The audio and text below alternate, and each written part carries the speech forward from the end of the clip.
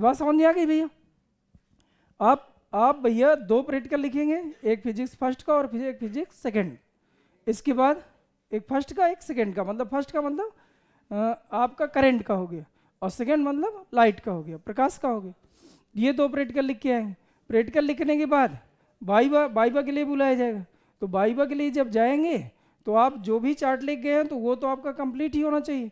और आपके आगे और पीछे जो जैसे 5-5 बच्चे बुला रहा है, तो आगे पीछे और जो बच्चों ने जो चार्ट बना के रखा है उनके बारे में भी थोड़ी सी आपस में ही डिस्कशन चाहे कर लो। जैसे वो बना के लाए तो आप उसी से पूछो कि आपने क्या क्या इसमें तैयार किया, और अपनी बात उसे बता दीजिए।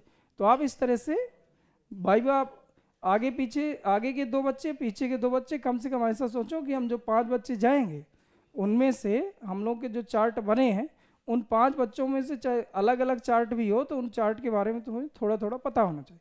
तो इसमें से अधिकांशतः बच्चे देखिए पहले तो ट्रांसफार्मर बना लेते हैं। तो ट्रांसफार्मर में देखिए हम तुमसे क्वेश्चन कर रहे हैं और तुम सोचो ऐसा कि मैं एग्जामिनर हूँ और हम तुमसे क्वेश्चन कर रहे हैं, जो तुम्हें ना आएंगे तो अभी हम बता दी जाएंगे, अभी तुम्हें नंबर थोड़ी कटना है कि नहीं, काल्पनिक एग्जामिनर हैं हम। अच्छा आप बताइए इधर देखिए, अच्छा इधर आइए। पहली बात तो क्वेश्चन ये, ट्रांसफार्मर का चित्र तो आप बना के ही ले जाओगे, उससे कोई बात ही नहीं है। जिन्होंने बनाया है, जो नहीं बनाया तो दूसरे भी समझा दे रहे हैं। इसमें पहला क्वेश्चन ये आता है कि ये देखो अलग अलग जुड़ी हुई दिख रही हैं बेटा कुछ लोगों को, बोलो। तो इसमें पहला क्वेश्चन ये रहता है कि ये जो प्लेटें रखी हैं अलग अलग क्यों रखी। पहली बात तो ये प्लेट को कहते क्या, बताइए इस प्लेट को क्या कहते हैं जो इधर प्लेटें रखी हुई? हाँ, इनको क्रोड कहते हैं। क्या कहते हैं? क्रोड। ठीक है। अब दूसरा काम ये है, हाँ दूसरा भैया काम ये है कि बताइए क्रोड पटलित रूप से क्यों बनाया जाता है? भंवर धारा को कम करने के लिए। भंवर धारा को पटलित मतलब समझ गए, एक प्लेट रखी फिर एक प्लेट रखी फिर एक प्लेट रखी, ऐसे करके कई सारी प्लेटें रखी। तो जब इस तरह से अलग अलग प्लेटें रख देते तो इसको क्या करते? पटलित रूप से। तो जब भी ये पटलित शब्द आ जाए तो समझ जाए कि भंवर धारा को कम करने के लिए। भंवर धारा को, अच्छा भंवर धारा, अब वो पूछे कि भंवर धारा कम कैसे हो जाती, तो फिर तुम कहोगे पटलित रूप से। फिर कहोगे पटलित रूप से क्यों लगाते हो, तुम कहो भंवर धारा। तो वो कंपटीशन ना करना है, ठीक है। तो पहले देखिए, ये देखो इधर पे इधर पे ये ऐसे करके बना हुआ है ना, जैसे एक ऐसे प्लेट करके ऐसे गई धारा, दूसरे में भैया मान लीजिए फिर से ऐसी धारा गई, इधर थोड़ी देखते जाओ, दूसरे में भी ऐसी प्लेट में ऐसी धारा घूम रही होगी। और बताइए आर बराबर सूत्र पढ़े हो, रोयल अपान ए पढ़े हो, रोयल अपान ए। अगर लंबाई बढ़ा दोगे तो प्रतिरोध बढ़ जाए, लंबाई बढ़ाओगे तो प्रतिरोध बढ़ जाए, ये बात पता है। और प्रतिरोध बढ़ेगा तो धारा घट जाए, इसीलिए ये पटलित रूप से बनाया जाता है जिससे लंबाई बढ़ जाए, जिससे लंबाई बढ़ जाए तो प्रतिरोध बढ़ जाएगा, प्रतिरोध बढ़ेगा तो धारा घट जाए। अच्छा बताइए ट्रांसफार्मर की खोज किसने की थी? माइकल फैराडे ने। कब करी? 1831। किसने खोजा? फैराडे ने। बोलो ये बात समझिए। अच्छा बताइए ये कौन सा ट्रांसफार्मर बना है जो सामने है तुम्हें? ऊंचाई है कि अपचाई है?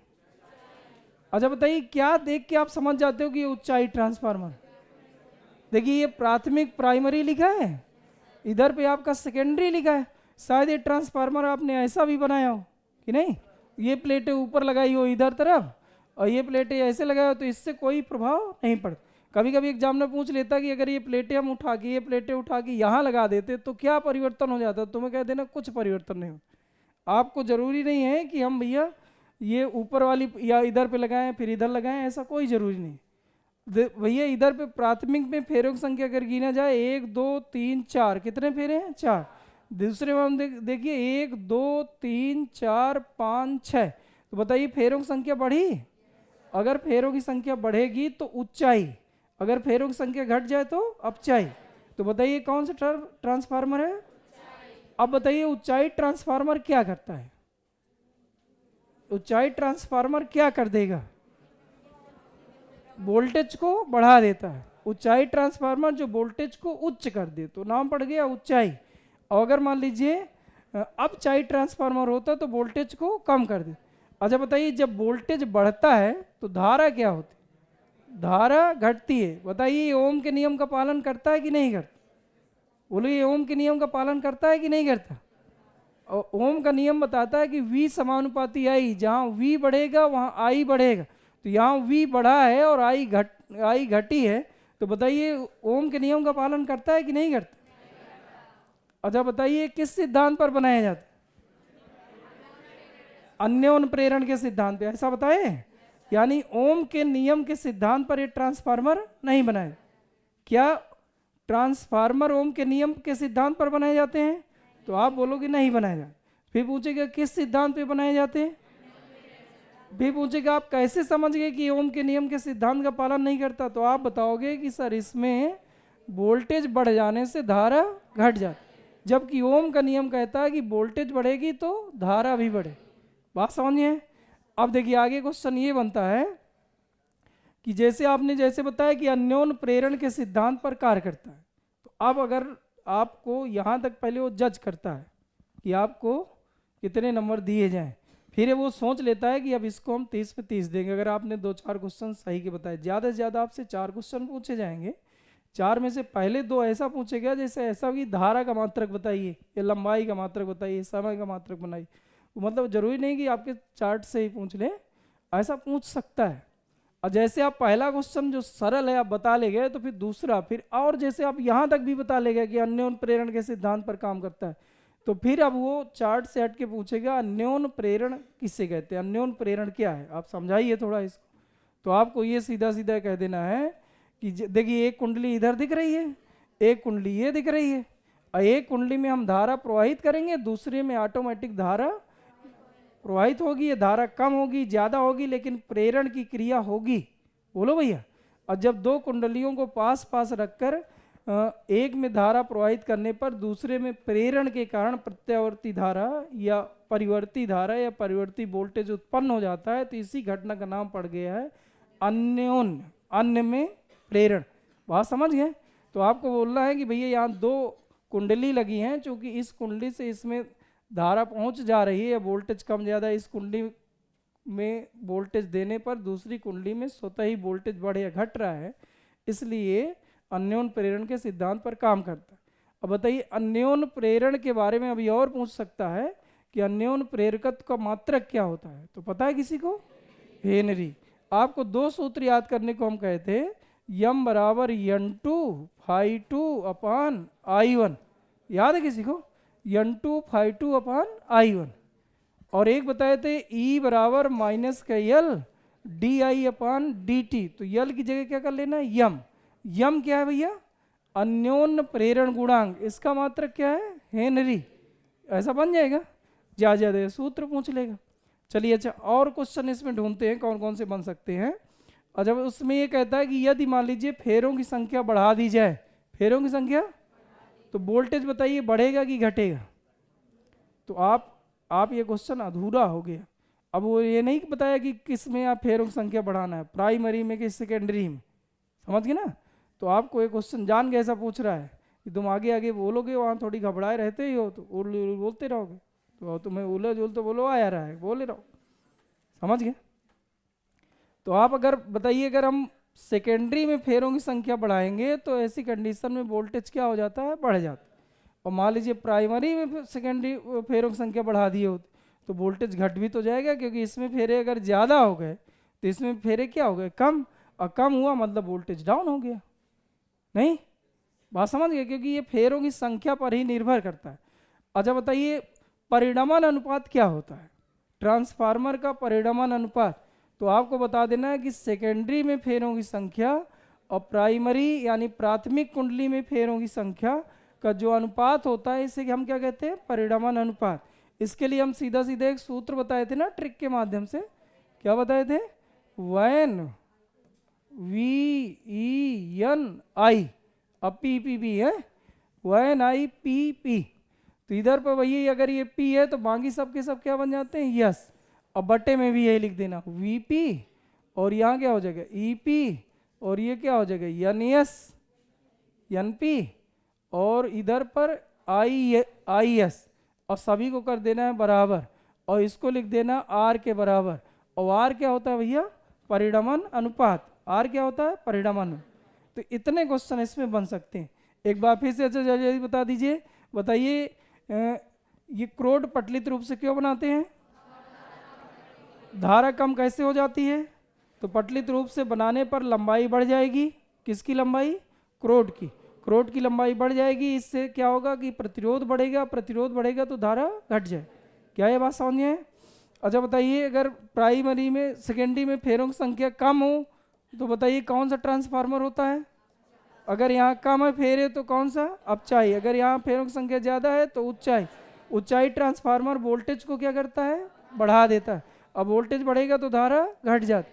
अपचाई ट्रांसफार्मर जो होता है वोल्टेज को कम करता है, और कम करेगा तो धारा बढ़ जाती, धारा बढ़ जाती। घरों के आसपास कौन से ट्रांसफार्मर लगे रहते हैं? उच्चाई अपचाई? अपचाई ट्रांसफार्मर। हमें अपने घरों में वोल्टेज कम ही चाहिए लेकिन धारा पर्याप्त चाहिए, बोलो। तो अपने घरों के आसपास कौन से? अपचाई। और जहाँ से करंट हमारे घर तक आ रहा है तो चूंकि वोल्टेज को आसानी से ला सकते हैं, धारा को लाने में थोड़ा सा, जैसे धारा लाने में प्रतिरोध बढ़ेगा, लंबाई बढ़ेगी, तो प्रतिरोध बढ़ेगा, लंबाई बढ़ने से क्या होगा? प्रतिरोध बढ़ेगा। प्रतिरोध अगर बढ़ जाएगा तो ऐसी कंडीशन में अगर प्रतिरोध बढ़ गया, अगर प्रतिरोध बढ़ गया तो धारा दूर तक जाएगी नहीं, तो इसलिए हम वहाँ पर कौन से ट्रांसफार्मर लगा लेते हैं? उच्चाई। अच्छा बताइए, अब आखिरी एक आध क्वेश्चन हो, बताइए दक्षता जानते हो ट्रांसफार्मर की दक्षता? बताइए दक्षता क्या होता है? इधर की जो शक्ति है, किधर की? द्वितीय कुंडली की जो शक्ति है और जो प्राथमिक कुंडली की शक्ति, शक्ति को हम पी से दिखा दें तो यहाँ ऐसा लिख लो, इस शक्ति के अनुपात को हम लोग क्या कहते हैं? दक्षता, बोलो। अच्छा बताइए, इसी को अगर लिख लिया जाए ऐसे करके तो यहाँ पर देखिए भैया, पी बराबर सूत्र पढ़े होगे V इंटू आई, पढ़े हो? तो ये सेकेंडरी में हो गया और ये क्या में हो गया? ये V इंटू आई, पी बराबर V इंटू आई पढ़े हो ना? तो ये क्या हो गया? प्राइमरी। प्राइमरी अगर इसको प्रतिशत में बताना है तो गुणे कितना कर दोगे? 100। क्या ये बात सही है? क्या 100% किसी ट्रांसफार्मर की दक्षता 100% हो सकती है? तो नहीं हो सकती, कुछ ना कुछ तो इधर ऊष्मा उत्पन्न नहीं होगी। अच्छा बताइए, ट्रांसफार्मर में ऊंचाई ट्रांसफार्मर है, कौन सा? कौन सा? ऊंचाई। ऊंचाई ट्रांसफार्मर में परिणामान अनुपात जो होता है इसका मान सदैव 1 से बड़ा रहता है। बात समझ गए? क्योंकि सूत्र क्या होता है? आर बराबर सूत्र होता है N P, sorry N S बटे एन पी, ये पढ़ा है। अब बताइए, ऊंचाई ट्रांसफार्मर में क्या सेकेंडरी में फेरों की संख्या अधिक रहती है? तो ये ऊपर ज़्यादा रहेगा और प्राथमिक में फेरों की संख्या क्या रहती? कम। तो जैसे ये मान लीजिए 100 है तो ये 10 ही है, तो भाग करोगे तो 1 से ज़्यादा उत्तर आएगा। लेकिन अपचाई में क्या होता है? ऊंचाई में तो ऐसा हो गया, तो अपचाई में क्या होता है?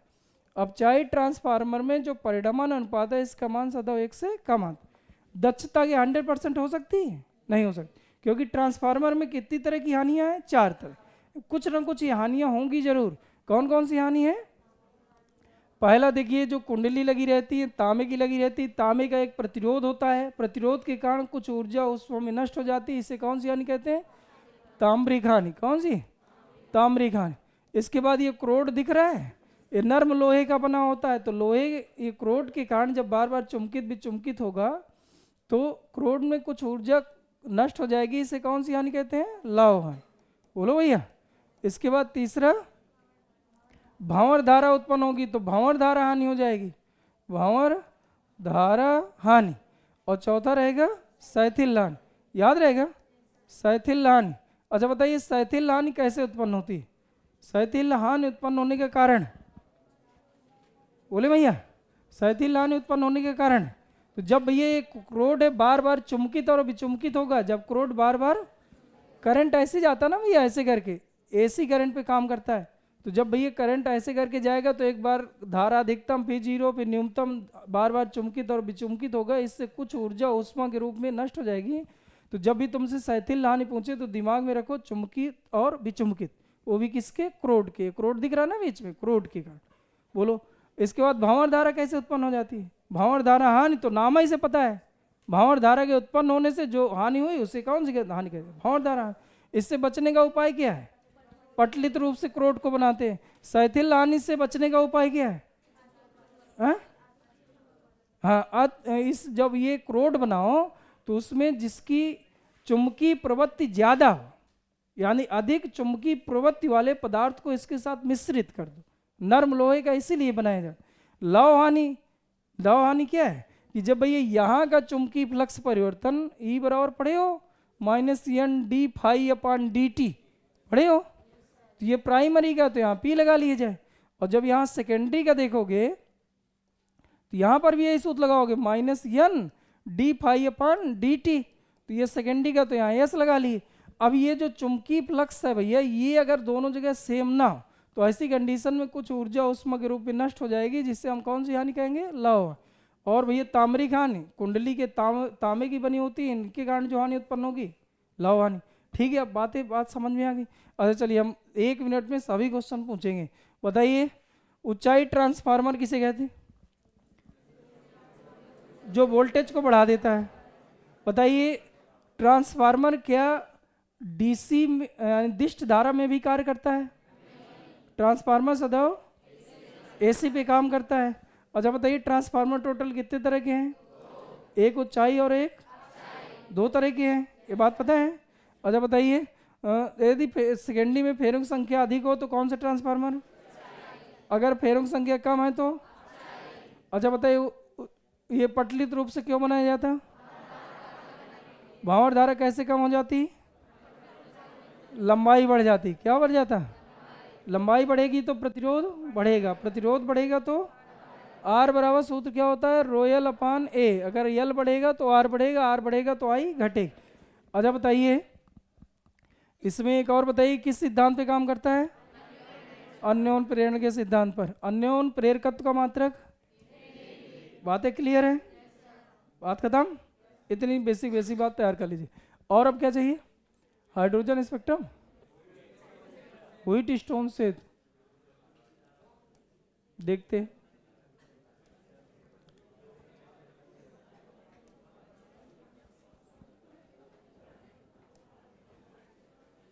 हाँ देखिए अच्छा व्हीटस्टोन से। चलिए अच्छा इसमें भी बात करते हैं, 2-3 मिनट लगेगा भैया। इधर व्हीटस्टोन सेतु, बेटा इधर देख, व्हीटस्टोन सेतु। तो पहले तो आप बताइए व्हीटस्टोन सेतु किस सिद्धांत पर काम करता है? व्हीटस्टोन सेतु किस सिद्धांत पे काम करता है? तो P/Q बराबर, बस जब भी सिद्धांत पूछे आप सूत्र बताएंगे, P/Q बराबर R/S। शांत हो जाओ तो फिर आगे पढ़ाएगा। अच्छा ये कम लोगों ने बनाया क्या? अभी मैंने बताया, हाँ अभी मैंने बताया था ना कि 5-5 लोग जैसे बुलाए, तो जरूरी नहीं कि आप पर ट्रांसफार्मर ही पूछे। और तुम्हें पूछेगा व्हीटस्टोन क्या है तो तुम कहोगे पटलित रूप से लगाया जाता है ना, चौपट हो गया। इसलिए जरूरी नहीं कि अपना ही चार्ट तैयार करो, एक आध और समझ लो। 5 ठो हैं तो 5 ही लगभग सभी बनाए रहते, देख लो 5 मिनट लगना, देख लो भैया। तो भैया इसका सिद्धांत व्हीटस्टोन सेतु P/Q बराबर R/। अच्छा बताइए इसका उपयोग किसके लिए किया जाता है? व्हीटस्टोन सेतु का उपयोग, व्हीटस्टोन सेतु का उपयोग क्या ज्ञात करने के लिए किया जाता है? प्रतिरोध ज्ञात करने। क्या ज्ञात करने के लिए? हाँ जब अज्ञात है तभी तो ज्ञात कर रहा है यार, तू प्रतिरोध बता यार, कह रहा अज्ञात प्रतिरोध ज्ञात करने के लिए। ठीक है। अच्छा बताइए अगर भैया इधर, यदि किसी तार का प्रतिरोध ज्ञात करना है, भैया इधर सुने, यदि किसी तार का प्रतिरोध ज्ञात करना है तो उस तार को इस चित्र में किसके स्थान पर जोड़ते हो? कौन सा? C और D के बीच। CD के बीच यस दिख रहा है? चलिए ठीक।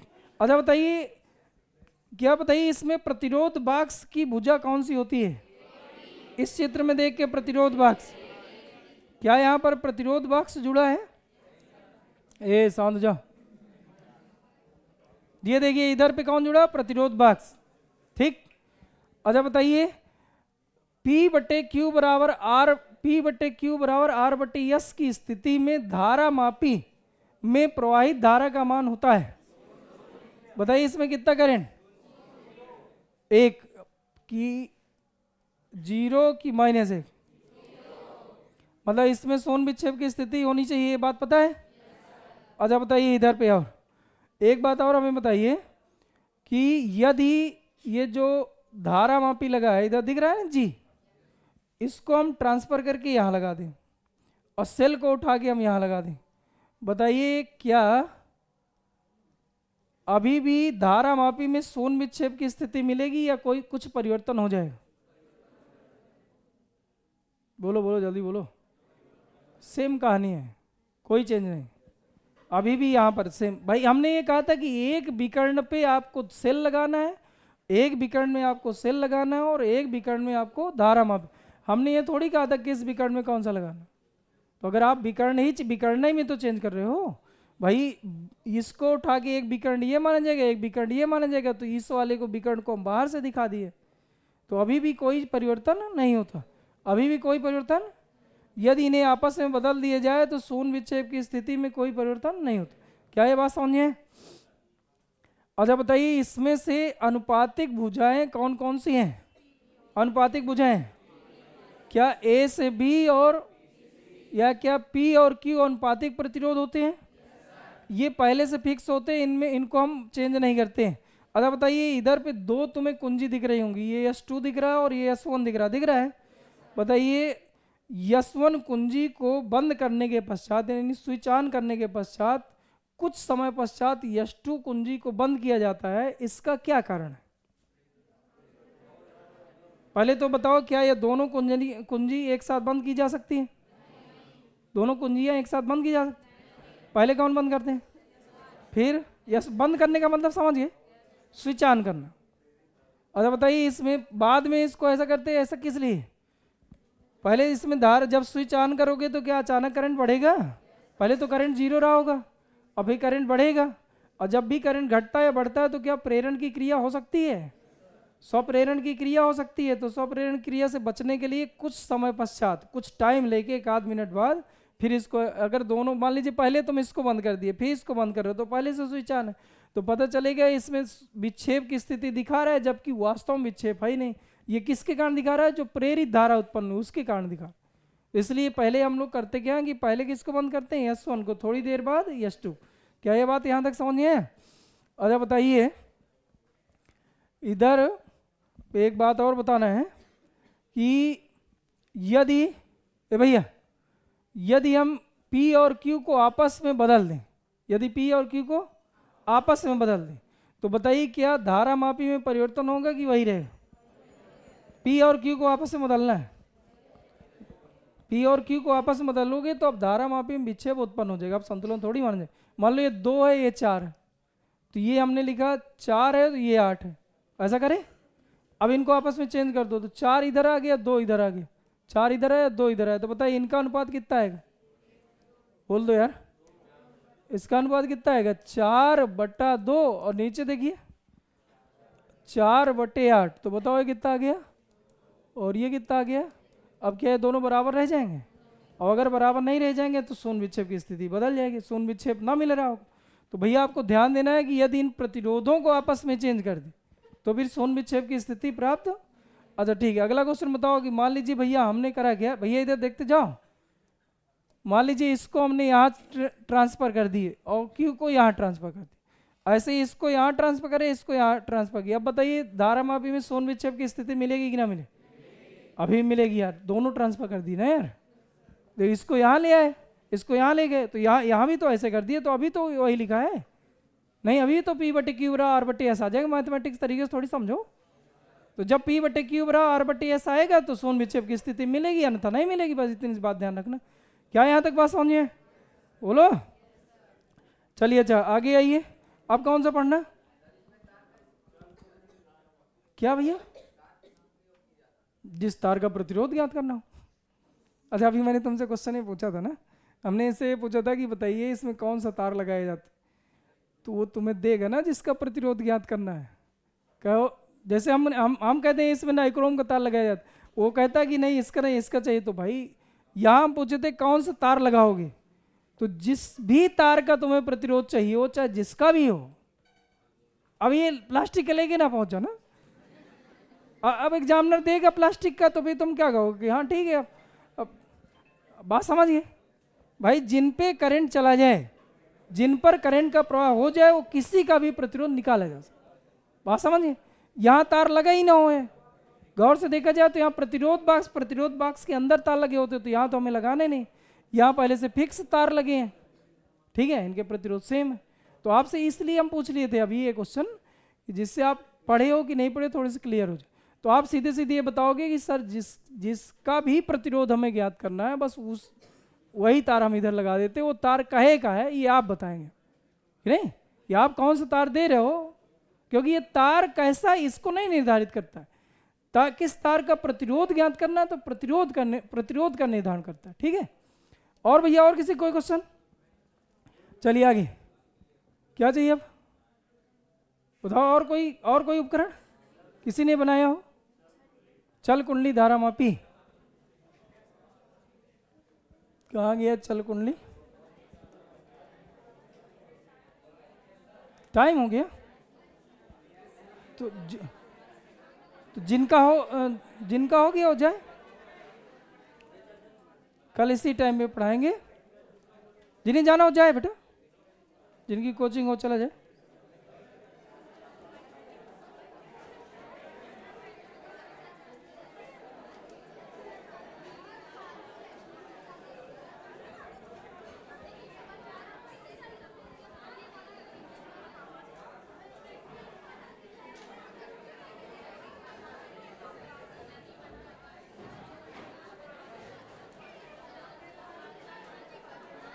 देखिए चाहिए इधर,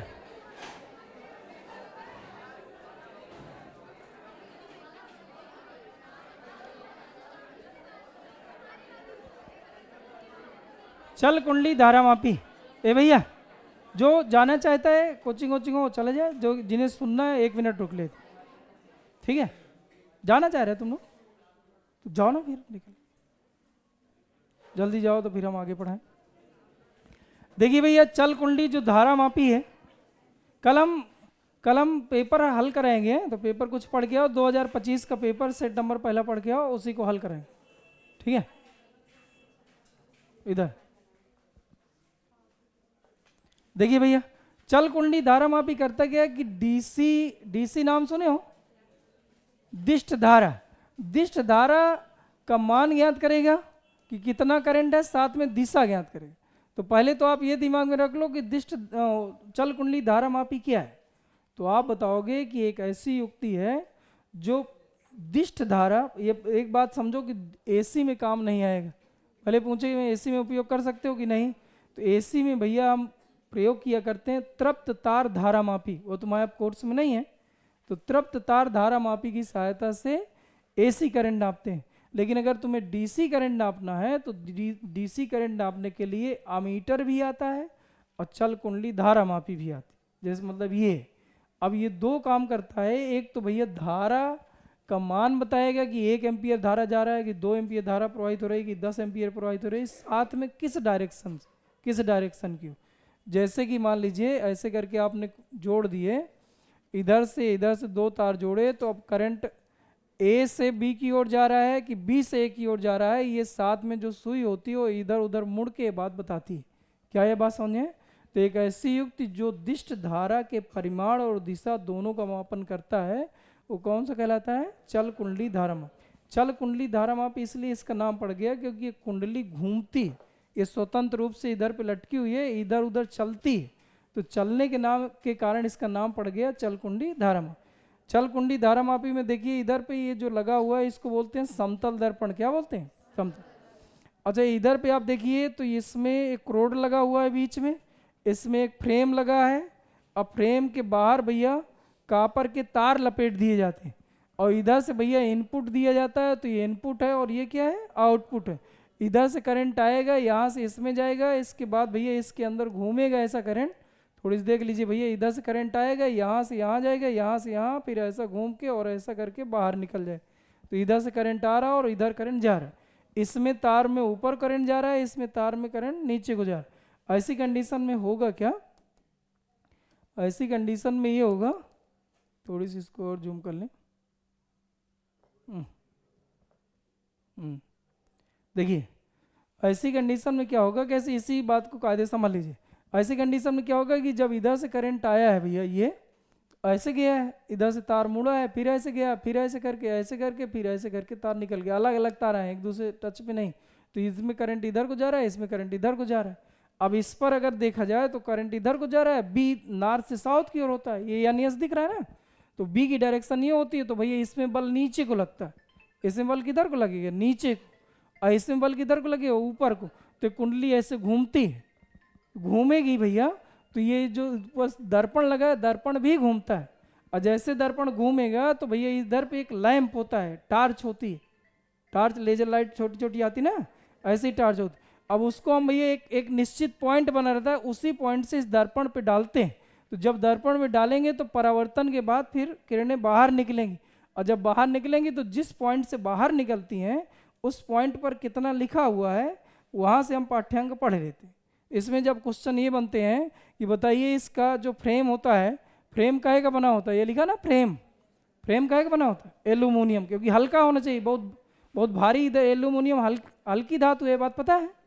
अच्छा बताइए मिरर कौन सा मिरर होता है, समतल।